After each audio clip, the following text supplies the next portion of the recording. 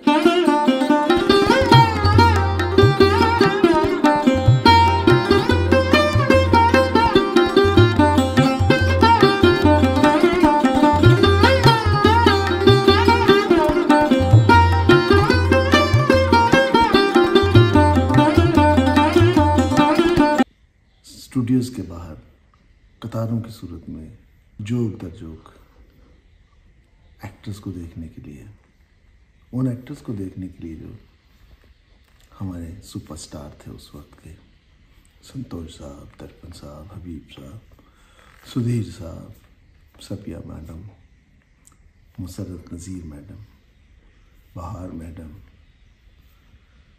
कौन नहीं था जो हर दिल अजीज़ नहीं था पाकिस्तानी अवाम के लिए। मैडम शीन का अगर नाम लें तो उन्होंने बेपना ज़बरदस्त परफॉर्मेंसेस दी।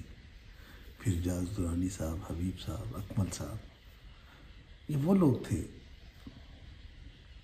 जो फिल्म इंडस्ट्री के इब्तदाई दौर में एक बेहतरीन फिल्म इंडस्ट्री को रिप्रेजेंट करते थे। ये इंडस्ट्री जो थी मैंने सुनी थी, देखी नहीं थी।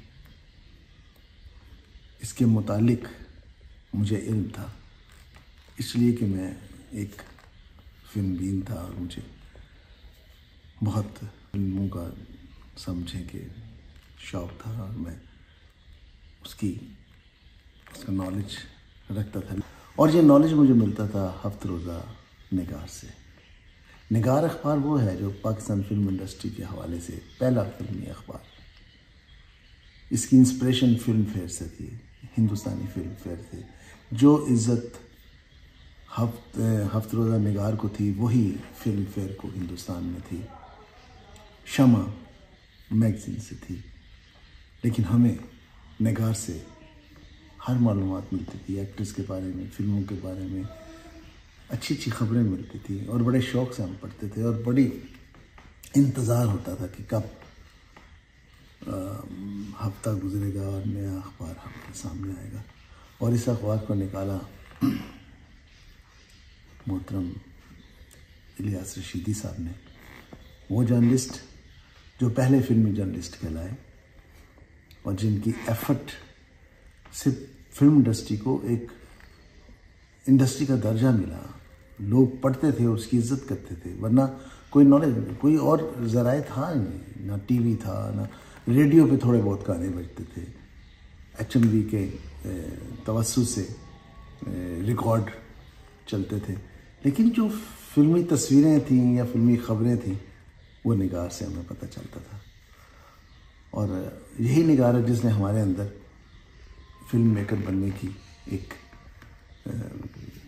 ख्वाहिश पैदा की और एक उमंग पैदा हुई कि हम भी कभी फिल्म मेकर बने और ऐसी हमारी भी खबरें छपें होंगी।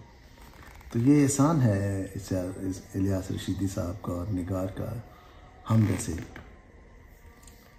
फिल्म मेकर्स के लिए, हम जैसे फिल्म से मोहब्बत करने वाले लोगों के लिए, कि उन्होंने अगर निगार अखबार ना होता, उसके बाद फिर बहुत निकले अखबार, लेकिन पायनियर जो हैं इलियास रशीदी साहब हैं और निगार है, जिसने इस फिल्म इंडस्ट्री का एक इंट्रोडक्शन बनाया है। और फिर निगार अवार्ड जारी किया।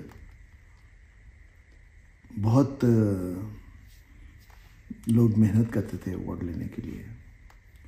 एक कंपटीशन था हीरोज़ में, हीरोइंस में, जिसको अवार्ड मिल जाता था उसकी बहुत इज़्ज़त एहतराम बढ़ जाता था उनका। बहुत प्रेस्टिजियस अवार्ड था। आई एम फॉर्चुनेट कि सबसे ज़्यादा निगार अवार्ड मेरे पास है। ना किसी एक्टर के पास है, ना किसी एक्ट्रेस के पास, ना किसी टेक्नीशियन के पास है। अल्लाह का शुक्र है। फॉर्चुनेट का लफ्ज़ मैंने इसलिए इस्तेमाल किया है कि वाकई मैं खुश नसीब हूँ कि सबसे ज़्यादा निगार अवार्ड मेरे हिस्से में आए और मुझे फ़ख्र है इस पर। इलियास रशीदी साहब बहुत जल्द हमें छोड़ गए। फिल्म इंडस्ट्री पीक पे थी जब उनका इंतकाल हुआ और उनकी लेगेसी में असलम इलियास रशीदी साहब आए। उन्होंने अपने बाप की मेहनत को ज़ाया नहीं होने दिया, उस लेगेसी को लेके आगे बढ़े हैं और बहुत अरसा उन्होंने निगार अखबार को ज़िंदा रखा। लेकिन जैसे जैसे फिल्म इंडस्ट्री का डाउनफॉल आया, ऑब्वियसली उसके साथ जितनी मुंसलिक चीज़ें होती हैं उनको भी डाउनफॉल देखना पड़ता है। सब अखबार रसायल जो फिल्म से मुताल्लिक थे बंद होते चले गए, लेकिन निगार चलता रहा और अभी तक चल रहा है। 75 साल हो गए निगार को हमें जिंदा रखे हुए। निगार एक अखबार ने फिल्म इंडस्ट्री को जिंदा रखा। उसकी सेलिब्रेशन में असलम इलियास रशीदी साहब जो काम कर रहे हैं उसको हम अप्रिशिएट करते हैं, पूरी फिल्म इंडस्ट्री। अल्लाह उनको कामयाब करे, हमारी दुआएं हैं उनके लिए। दुआ क्या करनी है, अपनी फिल्म इंडस्ट्री के लिए दुआ करनी है। निगार और फिल्म इंडस्ट्री हम कदम है और दुआ है कि हमेशा जब तक दुनिया बाकी है मेरी फिल्म इंडस्ट्री और निगार हम कदम रहे।